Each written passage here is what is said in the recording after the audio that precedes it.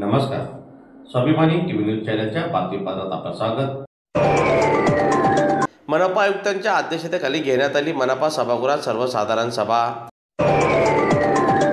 धुळे महानगरपालिकेच्या स्वर्गीय दिलीप पायगुडे सभागृहात आज आयुक्त तथा प्रशासक अमिता दगडे पाटील मॅडम यांच्या अध्यक्षतेखाली सर्वसाधारण सभा पार पडली. सभेच्या अजेंड्यावर एकूण 7 विषय ठेवण्यात आलेले होते.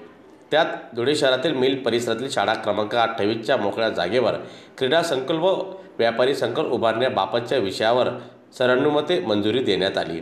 त्याचप्रमाणे संत गाडगे महाराज यांचा पूर्णाकृती पुतळा उभारण्याबाबत फेरठराव होण्याच्या विषयास देखील आज सभेत मंजुरी देण्यात आली.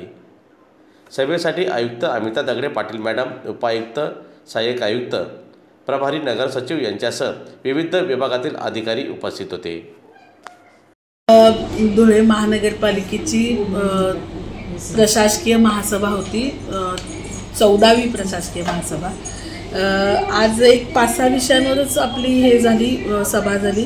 माननीय पालकमंत्री महोदयांच्याकडून एक रेकमेंडेशन होऊन आलेला एक नागरी दलित वस्ती दलितेतरमधला एक प्रस्ताव होता 2 कोटीचा, तर त्याला आज मान्यता दिली आम्ही.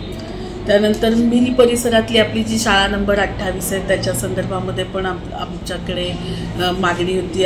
सन्माननीय आमदार महोदय आणि आधीचे बंटी मासोळी आपले तिथले त्या भागातले परिसरातले मिल परिसरातले सन्माननीय नगरसेवक, तर शाळेच्या डेव्हलपमेंटच्या सोबत क्रीडा संकुल आणि व्यापारी संकुल तिथं उभारण्याच्या संदर्भामध्ये चा विषय होता. आपण त्या शाळेचं बांधकाम पण तिथं याच्यात करतो. त्यानंतर त्याला मान्यता दिली. अग्निशमन विभागाकडचा एक प्रस्ताव होता 5 कोटीचा, जे जिल्हास्तरीय अग्निसुरक्षा अभियान आहे त्याच्यामध्ये 5 कोटीची 1-2 वाहनं, अग्निशमनची वाहनं आणि पूरक साधन सामुग्री मागणीसाठीचा प्रस्ताव होता, त्याला मान्यता दिलेली आहे. आणि चितोडचा एक रस्त्याच्या भूसंपादनाचा एक विषय होता, तो थोडासा आपण चेक करतोय. त्याच्यामध्ये काही तो महापालिकेची हद्दवाढ व्हायच्या आधीचा विषय आहे. लेआउट मंजुरीचा तो महापालिकेने मंजूर केलेला लेआउट नाही आहे आणि आता तर 24 मीटरच्या रस्त्याच्या याचे पैसे मागतायत भूसंपादनाचे. तर त्याच्यावर टेक्निकली ते बघून आम्ही त्याच्यामध्ये काही अपील वगैरे करता येईल का किंवा रिव्ह्यू दाखल करता येईल का याचे आदेश दिलेले आहेत या ठरावानुसार. आणि आपल्याकडचं जे टॉवर गार्डन आहे तिथला महात्मा बसवेश्वरांचा पुतळा आहे अर्थाकृती, त्याच्या संदर्भातला एक यापूर्वी त्याची कारवाई झाली होती, पण वर्षभराचा कालावधी ठराव होण्याला उलटून गेल्यामुळं आपण तो ठराव पुन्हा नव्याने केला. सोबतच संत गाडगेबाबांचा पूर्णाकृती पुतळ्याचा पण विषय आपल्याकडे होता. तो मागे 17-18 मध्ये वगैरे त्याचे ठराव झाले होते, त्याचा फेर ठराव आता केला.